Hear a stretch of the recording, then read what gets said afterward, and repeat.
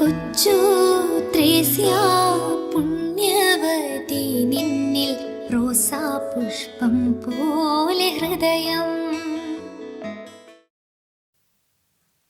ചെറുപുഷ്പമൊഴികൾ.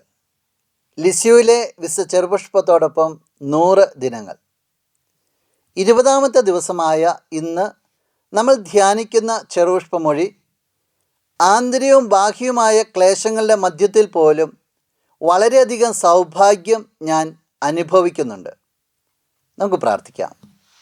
ഇഹലോക ജീവിതത്തിൽ മാലാഖയ്ക്കടുത്ത പരിശുദ്ധിയുടെയും ആധ്യാത്മിക ശിശുത്വത്തിൻ്റെയും ദൈവത്തിരുവനുസരിച്ചുള്ള പൂർണ്ണമായ കയ്യാൾപ്പിൻ്റെയും ദർപ്പണമായ വിശുദ്ധ കൊച്ചു ത്രേസ്യയെ ഞങ്ങളെ നീ ദയോടെ തൃക്കൺ പാർക്കണമേ.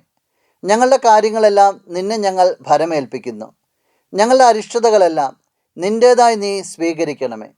നിൻ്റെ ആയുസ്സിൻ്റെ ആരംഭദശയിൽ തന്നെ സ്വർഗരാജ്ഞി അമലോത്ഭവകന്യ വാത്സല്യത്തോടെ നിന്നെ കടാക്ഷിക്കുകയും നീ അവിടുത്തെ വത്സല ശിശുവായി തീരുകയും ചെയ്തുവല്ലോ. ആ മാതാവിൻ്റെ ശക്തിയേറിയ മാധ്യസ്ഥം മൂലം ഞങ്ങൾക്ക് ആവശ്യമുള്ള എല്ലാ നന്മകളും, പ്രത്യേകിച്ച് നമുക്ക് ഈ നിമിഷം നമ്മുടെ എല്ലാ നിയോഗങ്ങളെയും ഒന്ന് ചേർത്ത് വയ്ക്കാം.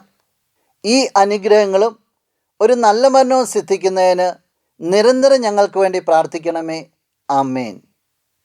നമ്മുടെ കർത്താവ് ഈശോ മിശിഹായുടെ കൃപയും പിതാവായ ദൈവത്തിൻ്റെ സ്നേഹവും പരിശുദ്ധാത്മാവിൻ്റെ സഹവാസവും വിശുദ്ധ കൊച്ചു ത്രേസ്യയുടെ പുഷ്പവർഷവും നിങ്ങളെല്ലാവരോടും കൂടെ ഉണ്ടായിരിക്കട്ടെ, ഇപ്പോഴും എപ്പോഴും എന്നേക്കും.